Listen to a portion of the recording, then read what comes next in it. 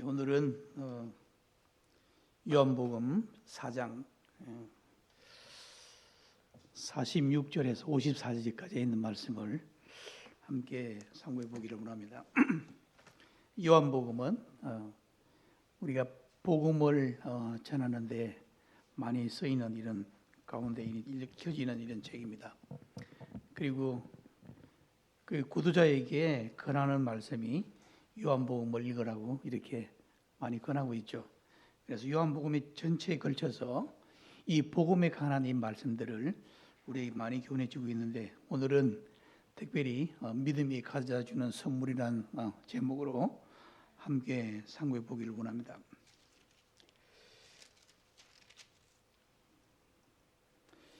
근데 여기 43절에서 45절까지 나오는 말씀을 보면은 이 선지자들은 고향에서 높임을 받지 못한다는 격언이 있는 것을 보게 되는데, 마태복음 13장 57절, 마가복음 6장 4절에서도 이렇게 나오고 있는 것을 보게 되는데, 그래서 이 말씀을 듣고 복음을 전하려면 고향을 떠나라. 자기 고향에서 복음 전하지 말고 다른 지방으로 가서 복음을 전하는 게 어떻게 했느냐, 이런 그런 격언을 우리가 듣고 합니다. 그리고 우리 모였을 때도 그래서 고향을 떠나서 복음을 전하는 이런 일꾼들이 많이 있는 것을 보게 됩니다. 아마도 꼭 그런 건 아니지만 이 격언으로 나타나 있는 걸 보게 됩니다. 여기 나와 있는 보게 되면은 이 사마리아 사람들하고 예수님의 고향이 갈릴리 사람들의 이 반응이 너무 대조적으로 나오는 것을 보게 됩니다. 그래서 사마리아 사람들은 이 말씀을 갈급하는 가운데, 메시아를 기다리는 가운데, 또 하나님의 말씀을 믿기를 원하는 가운데 있는 자들, 즉 말해서 준비된 자들이란 겁니다. 그 사마리아 사람들은 이방인이죠, 그죠? 또 그런데 갈릴리 사람들은 예수님께서 같이 다니면서 기적과 이적을 보고 그것만 믿고 따라다니는 거예요. 그런데 우리 주님께서는 기적과 이적을 거기에 보여주었는데도 더 많은 기적을 요구하는 거예요. 그래서 고향에서 복음 전하기 이렇게 힘들구나 하는 것을 이렇게 우리가 생각할 수 있습니다. 오늘 여기 나오는 왕의 신하의 아들이라 그랬는데, 이게 왕의 신하라고 막연하게 나와 있는데 보니까 왕의 일반 신하가 아니고 고관, 이런 그 관리, 왕의 일을 관리하는 이런 높은 직에 있는 이런 신하를 가리키고 있는 것을 보게 됩니다. 이때 어느 왕의 신하인지는 몰라요. 잘 기록되어 있지 않은 것을 보게 되는데, 그 아들이 병이 들어서 죽게 생겼어요. 그래서 여기 어딘가 하면 갈릴리 가나입니다. 첫 번째 일어났던 기적이 어디입니까? 갈릴리 가나의 혼인잔치에서 물이 포도주로 변하게 했던 그런 기적이 있었던 걸 보게 되죠. 그런데 여기 나와 있는 것은 이 왕의 신하의 아들이 죽게 되었음을 이 사람이 믿음으로 말미암아 구원받는 이런 놀라운 결과가 나타나고 있는 것을 보게 됩니다. 그래서 이 기적들을 하나님께 보여주신 것은 구원받는 길과 방법을 그에 따르는 결과를 통해서 나타내 보인다는 겁니다. 구원은 어떻게 됩니까? 우리가 믿음으로 이루어지는 것이다. 그래서 요즘 보면은 천국은 공짜다 하는 이런 전도지 나와 있는데, 물론 우리 값없이 가는 것은 맞겠죠. 그렇지만은 믿음이라는 놀라운 이런 믿음이 없이는 구원을 받을 수 없는 겁니다. 그죠? 그래서 우리에게는 우리 자체로 한 게 없는 게 아니라 하나님의 말씀을 그대로 믿음으로 말미암아 구원을 받는다는 이 놀라운 역사가 이루어지고 있는 걸 보게 됩니다. 그 믿음이 얼마나 중요한 겁니까? 우리 각자 믿음으로 말미암아 우리는 구원을 받았잖아요. 그죠? 그러면은 이때 가버나움과 이 가나의 거리는 약 26km 정도 떨어져 있는 곳입니다. 아마 여기서 한 오산쯤 되겠죠. 오산, 그만큼 떨어져 있는 거리에 있는데, 이 가버나움에 그 왕의 신하의 아들이 있어요. 그런데 예수님이 직접 가서 치료하지 아니하시고 내 아들이 나았다 그랬을 때에 이 고관은 어떻게 했냐면 그 말을 믿음이에요, 그대로. 그래서 이 믿음이 얼마나 중요하다는 것을 우리 알 수 있게 되죠. 그러면 왜 예수 그리스도를 믿어야 하는가? 우리 답은 나와 있습니다. 죄인이기 때문에. 이 세상에 있는 사람들은 다 죄인이라 그랬습니다. 로마서 1장 29절에 32절까지 말씀 나오시죠. 그 다음에 죄인은 심판을 받아야 한다. 마지막에 백보자 심판 앞에 심판을 받는데 그 심판은 그 백보자 심판이라는 것은 지옥 가는 심판인 것을 우리는 알게 되죠. 그래서 믿어야 된다는 겁니다. 그래서 이게 무거운 죄를 하나 끌고 다니는 이 죄인의 모습을 보게 되는데 죄라는 것은 반드시 드러나게 돼 있다는 겁니다. 죄는 나는 죄인이 아닌데 왜 나 믿어야 되는가? 혹시 그런 분 계십니까? 아니잖아요. 그죠? 죄는 분명히 드러나게 되어 있습니다. 그리고 로마서에 나와 있는 죄를 한번 살펴보기를 원합니다. 이 죄는 은밀한 이 죄까지 백일하에 다 드러나게 되어 있다는 겁니다. 이 로마서 1장 29, 32절까지 나온 말을 보면 첫 번째 네 가지 죄악이 나옵니다. 불의, 추악, 탐욕, 악의가 가득한 자라 그랬잖아요. 그죠? 근데 그 다음에 17가지 죄악이 나오는데 맨 처음에 언급하고 있는 것이 불의라는 것을 보게 됩니다. 왜 불의가 맨 처음에 죄악 가운데 나왔을까? 이 세상에 있는 모든 사람들은 죄인이라 그랬는데 우리 주님은 의인입니다. 그죠? 그래서 불의와 정반대되는 것이 의인입니다. 그래서 하나님께 보실 때에 너희들이 나를 믿지 않는 것이 큰 죄라 그랬습니다. 이 불의잖아요. 불의. 이 불의라는 이익을 통해서 추악과 탐욕, 악의가 이걸 통해 가지고 파생적으로 나타나고 있는 죄악들이 시기, 살인, 분쟁, 사기 이런 것들이 나오게 되는 것을 보게 됩니다. 그리고 여기 보면은 17가지 죄가 있는데 17가지 죄 가운데에 하나라도 해당되면 죄인이겠죠?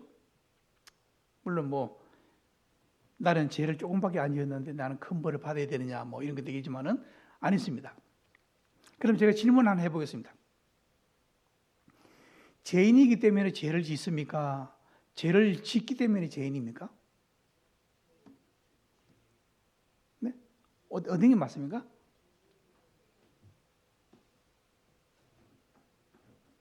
이 죄악이라는 것은 우리 마음 가운데 있는 것이 나오게 돼 있다 그랬잖아요. 그죠? 그래서 대추나무를 심었습니다. 대추나무를 심은 뒤만은 뭐가 달렸습니까? 왜 대추가 달렸을까? 대추나무를 심으면 감도 달리고 포도도 달리고 그래야 되는데 왜 대추가 달릴까요? 대추나무이기 때문에. 그러면 어떤 겁니까? 죄인이기 때문에 죄의 결과가 드러나게 나타나는 거죠. 그렇게 그것을 보면은 이 종자가 이 사람의 이 종자 자체가 죄인이라는 거죠. 죄인이기 때문에 죄가 밖으로 드러나게 돼 있는 겁니다. 그래서 잘 포장된 사람들이 있습니다. 죄인이면서도 잘 포장되어 있는 사람들 어떤 사람일까요? 이 세상에 그런 사람들 수양을 많이 한 사람이다. 수련을 많이 한 사람이다. 그럽니다. 그 보면 수련 많이 하는 사람 어디 있습니까? 저 중도에 있을 테고, 그죠? 또 그 중에는 목사도 있을 것입니다. 마음에 구원이 없으면서도 잘 겉으로 포장되어 있는 사람. 그런데 그 옛날 그 젊은 사람 잘 모르겠는데 구중물통이잖아요. 구중물통. 구중물통에 보면 온갖 더러운 걸 갖다 막 버리잖아요. 그죠? 그러면은 그걸 돼지 먹이 주고 하는 거 구중물통이잖아요. 뭐하는 그 버리는데 보면은 위에 보면은 아주 깨끗합니다. 맑은 물이 쫙 돌아요. 그런데 어떻습니까? 발로 가지고 중간에 한번 탁 차면은 안에 있는 게 그냥 조금씩 드러나기 시작합니다. 많이 차면 어떻습니까? 안에 막 뒤집어지는 거예요. 온갖 더러운 것이 막 뒤집어지는 겁니다. 이 사람도 마찬가지입니다.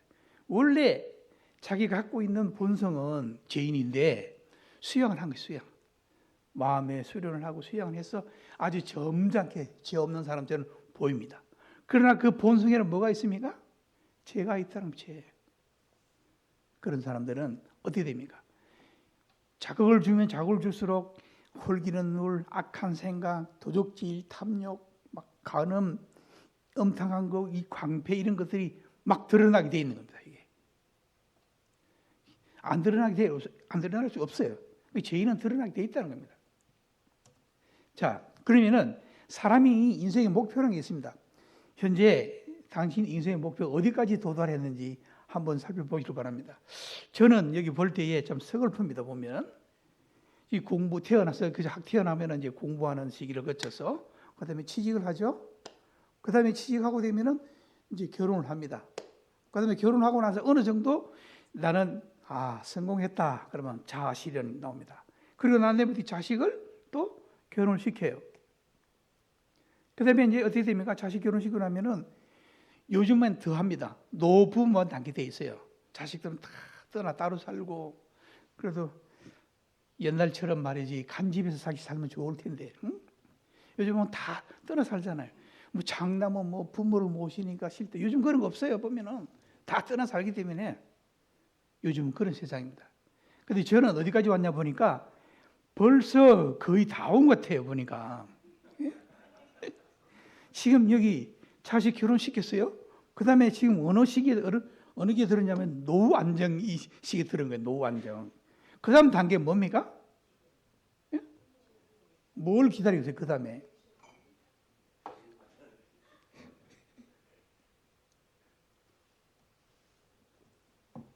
우리 홍영희님은 이제 자식 결혼시켰으니까 여기까지 왔어요. 그죠?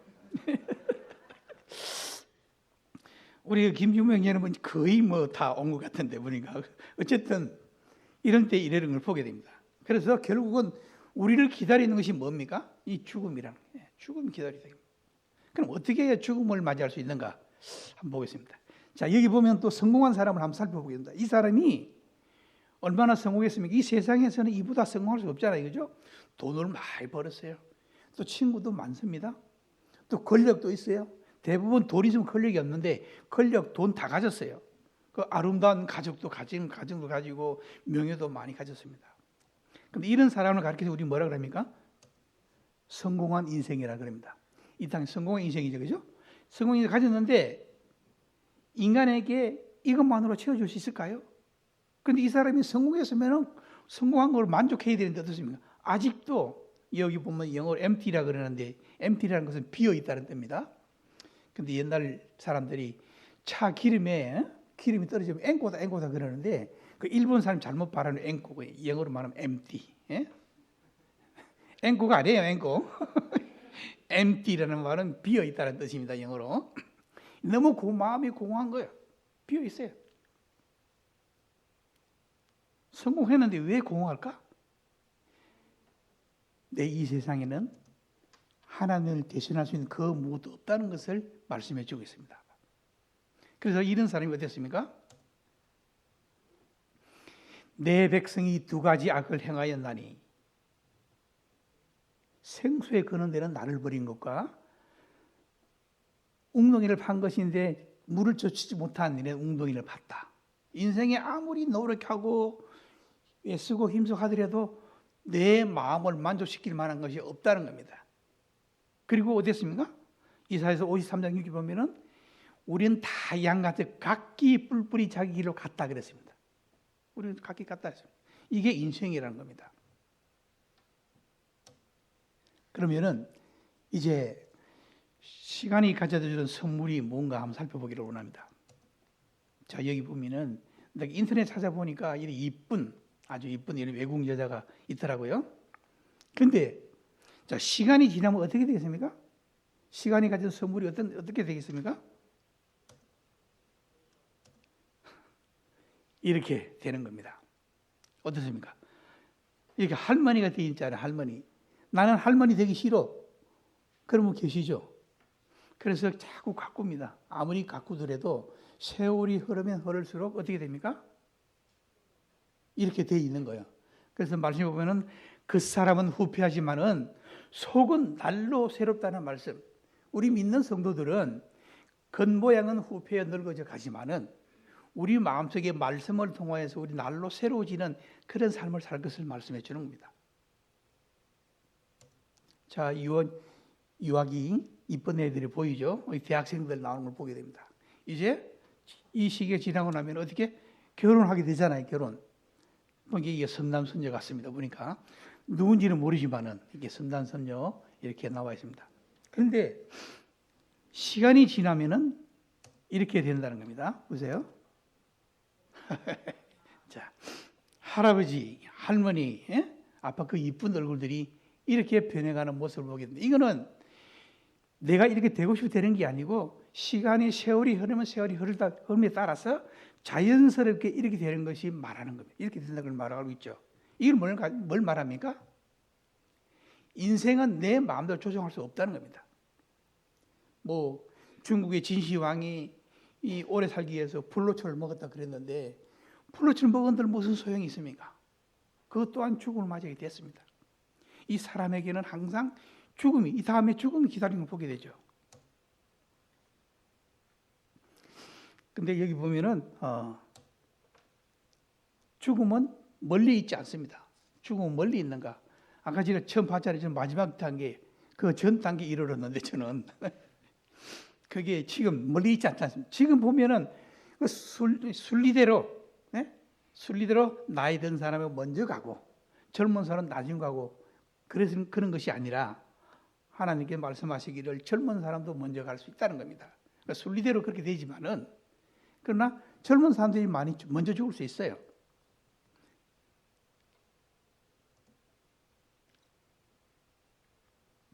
이게 죽음은 멀리 있지 않습니다. 인생의 결국은 이 죽음을 맞이하게 돼 있는 겁니다. 그래서 히브리서에 있는 말씀을 보면은 이렇게 말하고 있죠. 한번 읽어보겠습니다. 같이 시작. 한 번 죽는 것은 사람에게 정해진 것이요 그 후에는 심판이 있으리니. 이거는 하나님께서 말씀하시기를 죽음이 가까이 있다 그랬습니다. 항상 우리 죽음 가운데 있다 그랬습니다. 갓 태어나가지고 이제 그 사람이 그 태어나서 어린아이부터 이제 유년기를 지나고 나면은 그 다음부터는 어떻게 죽어가는 인생이라는 거, 점점 죽어간다는 겁니다. 죽음이 가까워지고 있다는 겁니다. 그러면은 죄의 결과는 어디에 그랬습니까? 지옥에 간다는 겁니다. 여러분 지옥이라는 것을 찾아보니까 계시록 20장 10절을 보면은 불과 유황으로 타는 못이라 그랬습니다. 그래서 죄의 대가는 죄의 삭은 사망이라고 분명히 말씀하고 있죠. 죄 지은 사람은 마땅히 사망에 이르는다. 사망의 반대말이 뭡니까? 네? 사망의 반대말이 뭐예요? 사망의 반대말. 생명. 생명, 그죠? 생명. 그 다음에 죽음하고 사망하고, 죽음하고 생명하고 뭐가 다릅니까? 생명하고, 그 다음에 살아있는 거하고 뭐가 다릅니까?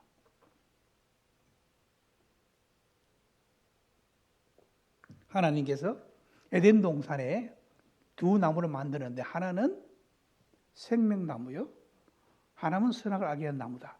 선악을 알게 한 나무는 죽은 나무입니다. 생명이라는 것은 영원히 유지되는 것이 생명이라는 겁니다. 살아있다는 것은 언젠가 죽는다는 것을 말하는데, 그래서 하나님께서는 그 생명나무를 따먹기를 원했던 거예요. 하나님께서 그 생명나무. 왜? 영원히 죽지 않기 때문에. 사람이 죄 짓고 난 다음에 그 생명나무를 따먹게 되면 어떻게 되겠습니까? 죄 지은 상태대로 영원히 살기 때문에 그들을 에덴 동산 내쫓아는 것을 보게 되죠.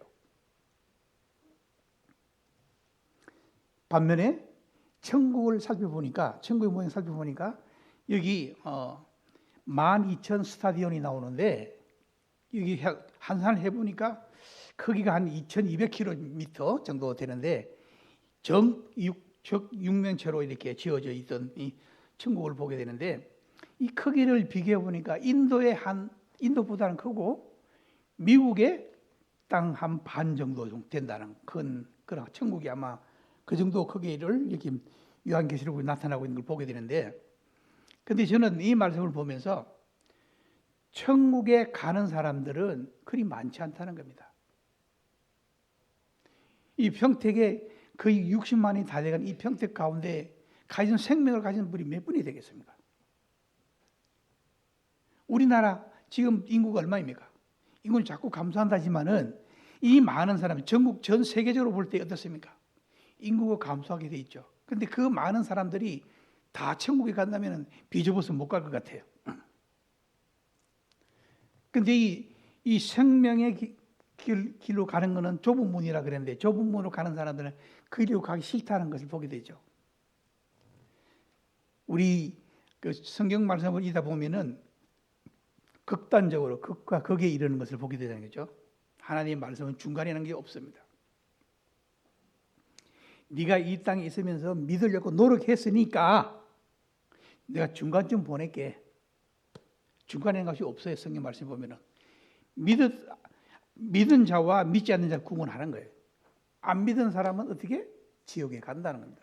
믿은 사람은 천국이라는 겁니다. 이 극과 극이 이르는 것을 보게 되죠. 이게 인생이라는 겁니다. 이 계시록 19장과 22장에 나오는 말씀을 이 그림을 찾아보니까 이게 천국 원래 안에 지어지는 게 아니고 그 바깥에 12 가일이 달리고 수정 같은 맑은 물이 흐르고 나오잖아요. 그거를 이렇게 묘사하는 것을 보고 이 천국에 모인 것을 볼 수 있습니다. 아름답죠? 근데 12가지 보석으로 꾸며진 이 아름다운 곳, 우리의 영혼은 어디에 갑니까? 이게 천국에 갈 영혼이 준비되어 있어야만이 천국에 갈 수 있다는 것을 분명히 보여주고 있는 겁니다. 근데 여기 나오는 이제 그 왕의 신의 아들이 나아섬을 기뻐해가지고 안고 절거하는 모습을 보게 됩니다. 이 왕의 신의 아들은 어떻게 됐습니까? 본인이 믿음으로 말미암아 이 아이가 나았다는 겁니다. 그죠? 여기 구체적으로 살펴보면은 여기 왜 이 기적이 예수님의 기적이 왜 같은 장소에 일어나고 있을까요? 첫 번째는 물이 포도됐다 그랬잖아요. 그죠? 가나 혼인잔치에.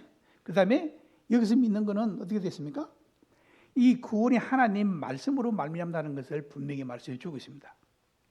성경 보면 앞으로 계속 보면은 38년 된 병자도 일으키는 받고 문득적이 혈류병들은 나도 나음을 받는 일이 나오는데 앞으로 계속해서 그런 나음을 기적이 일어나는 것을 보면은 우리 주님께서 믿음을 통해서 구원받는 길이라는 것을 명확하게 보여주는 것을 보게 됩니다. 요한복음에 보면 거의 그렇게 기록되고 있어요. 하나님 말씀으로 말미암아 구원을 받는다는 겁니다. 하나님께 천지 창조를 하실 때에 말씀으로 천지를 창조했습니다. 그런데 별을 타고 고물에 주무시는 우리 주님이 고물에서 주무고 계셨는데 제자들은 노를 져서 풍랑이 있는 그 갈릴리 바닷가를 노를 아무리 져도 풍랑이 일으킬 수 없습니다. 그런데 그들의 예수님의 제자들의 직업이 뭔가 하면 주로 어부였습니다. 얼마나 익숙해 있는 사람입니까? 그런데도 풍랑을 이길 수 없었던 걸 보게 되죠. 그때 고물에 주무시는 주님을 깨웁니다. 우리가 풍랑이 죽게 생겼다고. 그때 주님께서 말씀하십니다. 바다를 잠잠하라. 그랬을 때 어떻게 됩니까? 바다가 잔잔해졌다는 겁니다. 자, 이건 뭘 말하냐면은 예수님은 하나님이란 겁니다. 하나님께서 천지를 창조하실 때 말씀으로 천지를 창조하셨잖아요. 그죠? 쉽게 말하면 주파수가 같다는 거예요. 주파수가. 세상을 향해서 잠잠하라 그러니까 세상이 잠잠해졌다는 것은 우리 주님이 하나님이라는 것을 나타내는 겁니다. 이 말씀은 그만큼 능력이 있다는 거죠. 그 말씀을 통해 우리 구원을 받는다는 겁니다. 예수님께서 그 아들이 아프다 그랬을 때에 이렇게 말합니다. 가라, 내 아들이 살았다고 말씀합니다. 그래서 이 사람은 어땠어요? 왕신의 아들은 그 말씀을 그대로 믿었던 거예요. 아이고 주님, 같이 좀 가서 좀 이렇게 해주시 왜 그렇게 말씀하시면 이게 아니고 이 사람은 이걸 믿었던 거예요. 내 아들이 살았다 그랬을 때 마음으로 믿었던 겁니다. 구원이라는 것은 바로 이것입니다. 우리가 하나님 말씀을 믿었을 때에 우리는 구원받는 역사가 일어나는 것을 보게 되죠. 그리고 그가 왔을 때에 하루 바로 집에 가지 않고 또 중간에 어디 들려가지고 말이지 막 자기 아들이 죽게 생겼는데 예수님께서 말씀하신 내 아들이 살았다 그 말씀을 듣고 믿어가지고 기뻐서 바로 안 가고 어디 중간에 들렸어. 참 이 사람 믿음은 대단한 것 같아요. 자기 볼일 보고 우리 같으면 어떻게 했습니까? 아들이 살았다 그랬는데 과연 살았을까? 빨리 가봐야 되겠는데 찾아가서 내 아들이 살았나 죽었나 보고 할 텐데 이 사람 어땠습니까? 자기 볼일 다 보고 가는 거예요.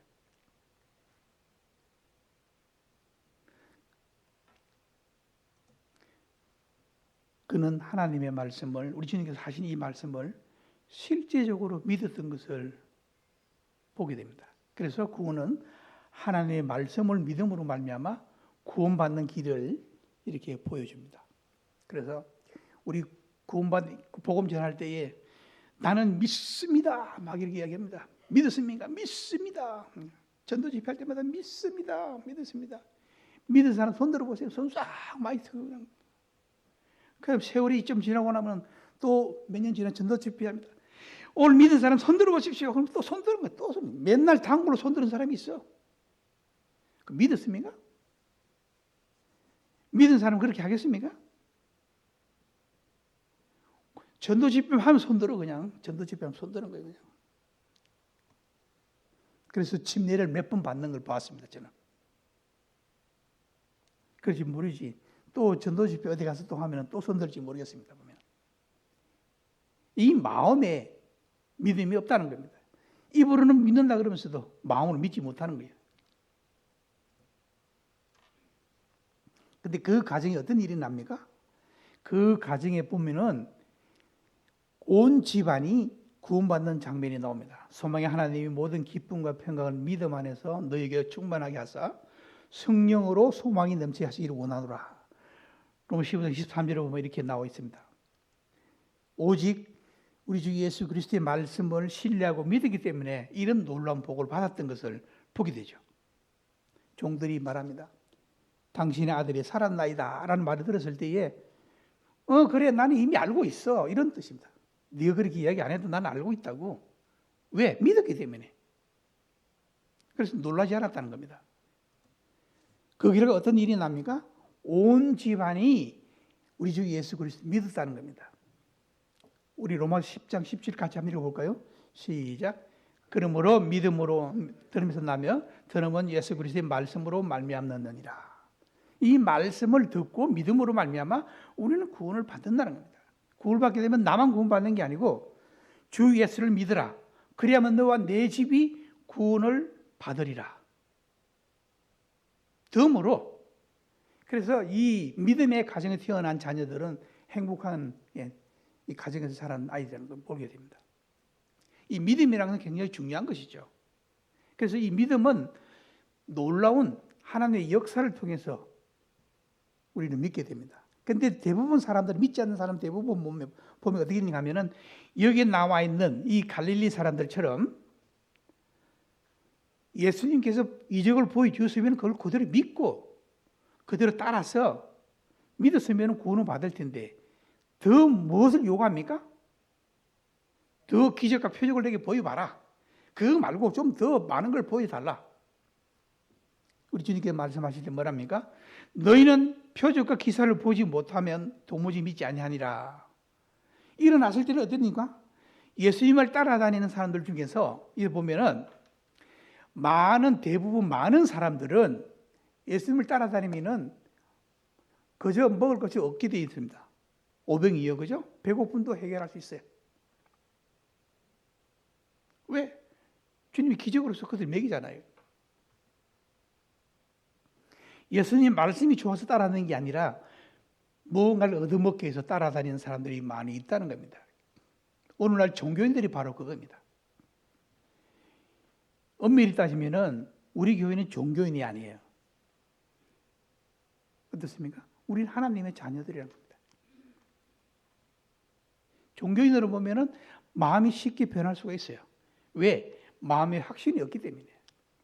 우리가 어떤 고난과 시련이 온다 할지라도 차이점이 어디 있냐면은 하나님의 자녀는 그 마음이 변하지 않는다는 겁니다. 내 마음에 계시는 성령님이 내 마음에 계시기 때문에 그로 인하여서 우리는 기뻐한다는 겁니다. 어떤 결혼이 온다 할지라도 기뻐할 수 있는 것이 바로 우리 성도라는 겁니다. 세상에 어떤 풍파가 밀려오게 돼 있어요.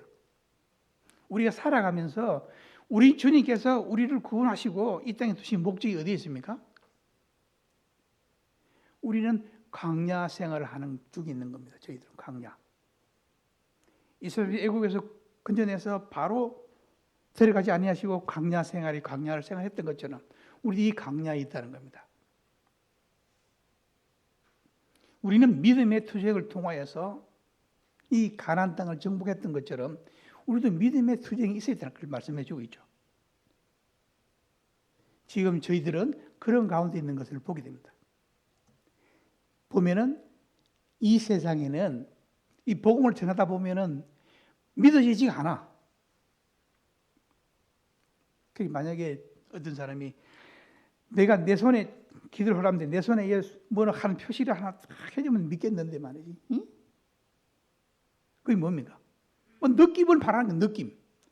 아, 예수님이 너를 구원했다. 나를 믿으면 될 텐데 마음으로 받아들이기 힘든 거예요. 그래서 뭔가 나에 보여달라고 그러면 내 손가락, 오른쪽 손가락에 무슨 표시를 하나 해주면은 내가 그걸 믿겠는데 과연 믿을까요? 느낌. 근데 꿈. 어떤 사람은 꿈을 꾸는데 말이지. 전에 내가 부산에 있을 때 그 어떤 자매가 이렇게 간증을 하는데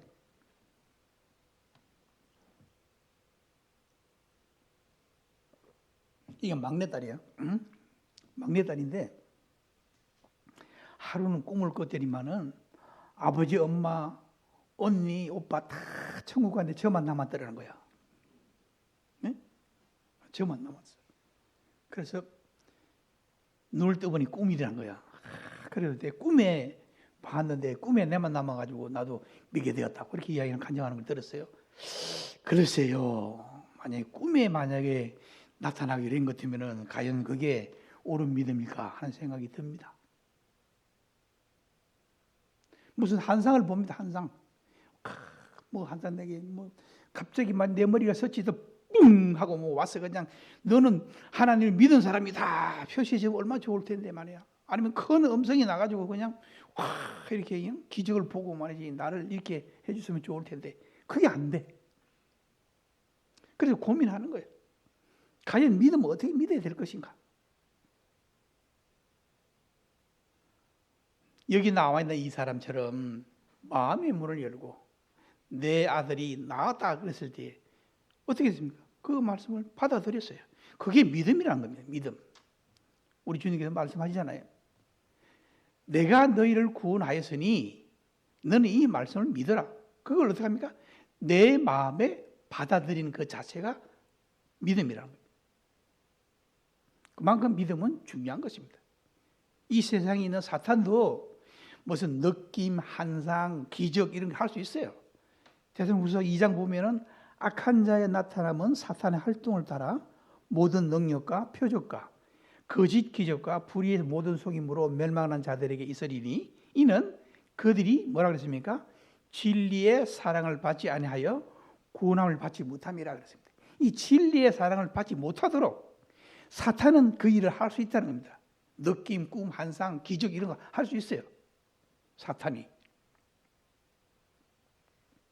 이 얼마나 중요한 일입니까? 그래서 요한일서 5장 9절 13절까지 보면은 하나님의 말씀 안에서 믿음만이 오직 믿음만이 영생의 확신을 줄 뿐이라고 말씀하고 있는 걸 보게 됩니다.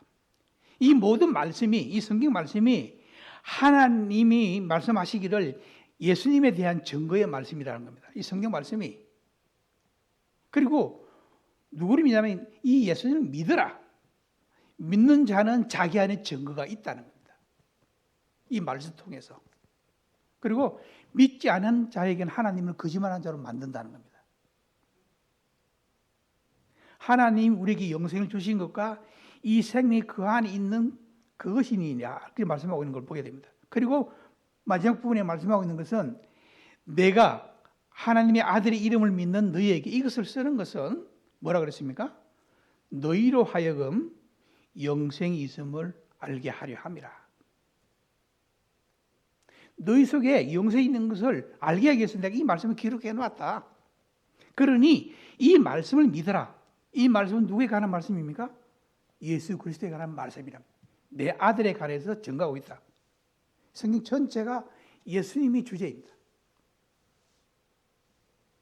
이 성경 전체가 예수님에 관한 말씀 하나님 기록해 놓은 것이 성경 말씀이라는 겁니다. 그를 통해서 우리 믿음으로 말미암아 아니 우리가 말씀 보았을 때 구원 간증하라 그러면은 나는 갑자기 뭐 어디 그냥 이렇게 하는 것보다도 확실한 말씀이 내 안에 들어오게 된 것을 보게 되죠.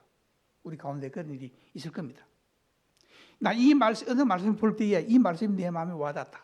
이 말을 통해 나는 구원을 받았다. 그죠? 왜 그럴까요? 하나님의 말씀, 예수님에 대한 증거의 말씀을 우리가 받아들였기 때문에 우리는 구원을 받았다는 겁니다. 이제 믿은 자의 신분 변화에 대해서 살펴보기로 원합니다. 자, 예수님을 내 마음의 구주와 주님으로 영접함으로 구원 얻어 뭐라 그랬습니까? 신분이 바뀐다 그랬습니다. 본래 우리 신분은 어떻습니까? 믿은 자였습니다. 우리는 죄인이었어요. 그리고 로마서 1장 32를 보면은 사형수라고 합니다. 사형수. 근데 죄의 종이라고 그랬습니다. 죄의 종. 근데 마귀의 자녀. 보면 어떻습니까? 다 죄의 자녀들은 어떻게 됩니까? 좋게 이야기해서 마귀 자녀라 그랬는데 마귀 자녀 아니고 마귀의 새끼입니다. 보면은. 그다음에 그들은 어떻게 하나님과 원수된 자라는 겁니다. 원래 사람이 그렇다는 겁니다. 믿지 않는 사람들은 다 여기에 해당된다는 거죠. 그다음에 믿고 난 다음에 어떻게 바뀝니까? 5장 1절에 보면은 의인이 되었다 그래서 또 로마서 5장 1절 한번 찾아볼까요? 로마서 5장 1절.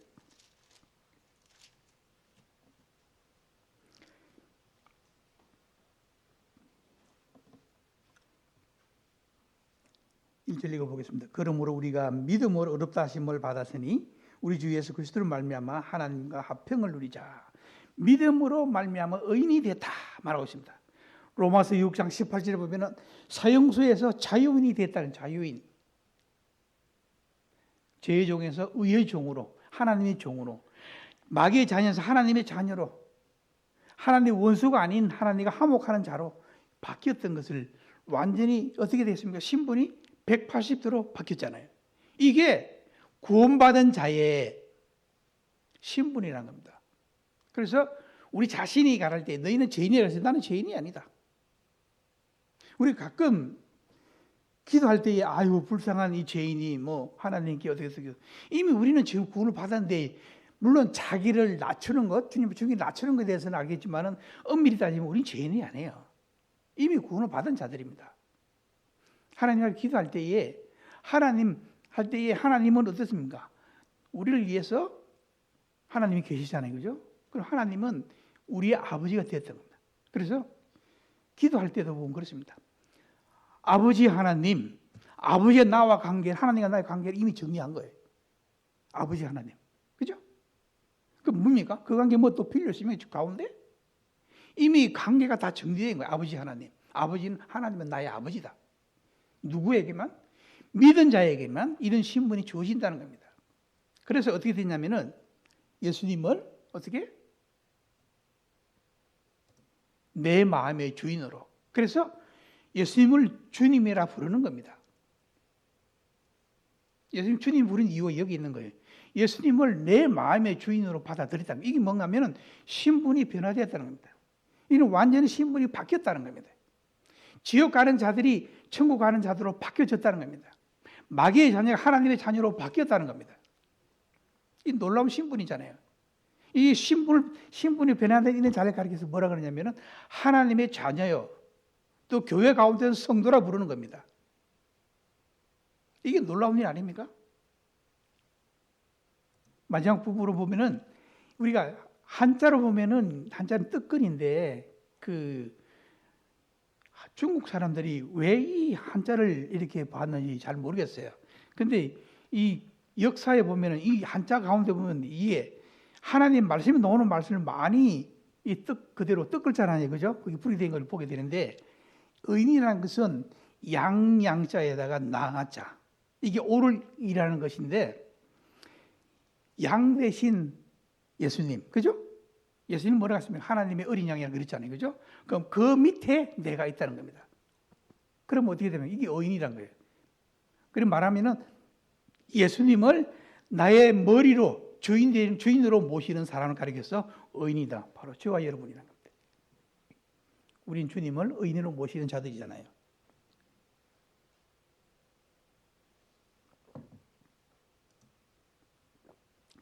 그래서 이미 이 구원받은 사람은 이 주제권이 확립됐다는 겁니다. 고린도후서 5장 14, 15절을 보면은 그리스도 사랑이 우리를 강권하시는도다. 우리가 생각한데 한 사람이 모든 사람을 대신하여 죽었은즉 모든 사람이 죽은 것이라. 그가 모든 사람을 대신하여 죽으시면 살아있는 자들로 하여금 다시는 그들 자신이 살지 않고 오직 그들을 대신 죽었다 다시 살아나신 이를 위하여 살게 하려 하십니다. 이미 우리는 구원받은 자들은 이제는 우리 자신을 영위만을 위해서 사는 자가 아니라는 겁니다. 누굴 위해 살아야 된다고요? 오로지 주님만을 위해서 사는 자들이 되어야 될 것을 말씀해 주고 있잖아요. 마지막 부분을 살펴보겠습니다. 그럼 참 신자의 변화와 생활에 대해서 살펴보겠습니다. 자, 참 신자의 변화라는 것은 이제 구원받았을 때와 구원받기 전에 우리의 모습이 이렇게 변화되어야 되는 겁니다. 이 말씀에 대한 새로운 감각이 생기는 거예요. 전에는 이 말씀이 무슨 말씀인지 마음에 들어오지도 않고 이해도 되지 않고 그래요. 그런데 우리 앞집에 그 약사가 있었는데, 근데 아버지가 이 성경을 많이 보고 그러니까 그 사람이 뭐냐면은 우리 아버지한테 해서 우리 아버지 보고 한 이야기가 성경 박사라고. 응? 그 율법 전서보다 더 어려운 성경을 어떻게 다 그래 알고 있느냐고 이야기하는 거 들었어요. 아마 믿은 자는 아마 그렇게는 되지 않더라도 아마 그런 것 같아요. 그죠? 그래서 우리는 어떻게 하냐면은 이 말씀에 적어도 말씀에 새로운 이런 감각을 가지라는 겁니다. 이 말씀을 읽을 때 어떤 일이 일어나는 건지 보게 됩니다. 그 다음에 이 죄악에 대한 새로운 감각을 가지라죠. 죄악이 무엇인지, 그 다음에 이 사랑에 대한 것이 무엇인지, 사랑에 대한 이 새로운 감각, 이게 뭐냐면 신자의 변화된 모습이라는 겁니다.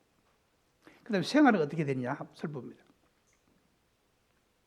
참 신자의 생활은 나는 하나님의 자녀고 그리스도인이라 하면서 하루에 성경 한 줄 안 읽는다면은 한번 생각해 봐야 될 것 같아요. 아무리 바쁘더라도 성경 한 장 안 읽는 분 계십니까? 하루에? 꼭 한 장만 읽는 것이 아니라 더 많이 읽으면 좋겠죠. 성경이라는 것은 뭘 말입니까? 성경이라는 것은 하나님 말씀이잖아요. 그죠? 이 성경 말씀을 내가 읽음으로 말미암아 영적인 양식을 비추해 나가는 겁니다. 그래서 나이가 들었을 때에 속이 날로 새로워진다는 것은 바로 여기 있는 겁니다. 왜? 성경 말씀을 통해서 우리는 속은 날로 새로워진다는 겁니다. 새로워지는 걸 뭘 말하냐면은 하나님의 말씀은 샘물과 같아서 솟아나는 샘물과 같다 그랬습니다.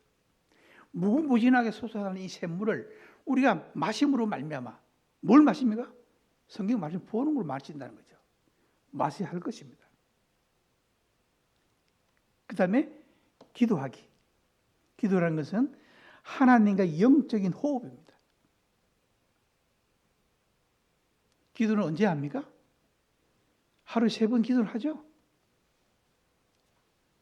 하루에 3번 기도 안 합니까? 하루에 3번 기도할 텐데요. 식사 때만 기도합니까? 식사 때만? 우리 여은이하고 기도하라니까 잘하던데 밥 먹을 때마다 맨날 하라니까. 기도는 우리 영적인 호흡입니다. 하나님과 호흡을 말합니다. 기도를 통해서 내가 그때는 우리 개인 기도 시간에는요 중언부언해도 괜찮아요. 공중 기도 시간 하면 안 되지만은 때를 써도 괜찮아요.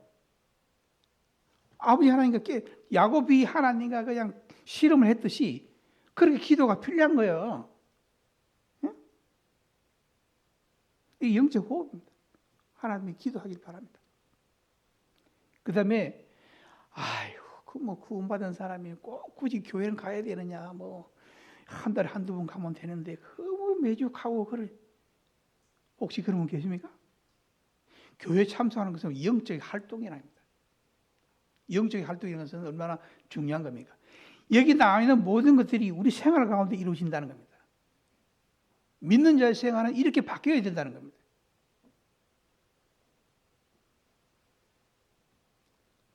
우리는 오늘 여기 나와 있는 이 사람처럼 왕의 신의 아들처럼 믿음을 통해서 얻어진 그 놀라운 것들을 함께 살펴봤습니다. 우리 함께 기도하고 마치겠습니다. 아버지 하나님, 저희들에게 하나님 말씀을 기록한 것은 그 말을 통해 구원을 얻기 위해서 기록한 것을 저희들이 보게 됩니다.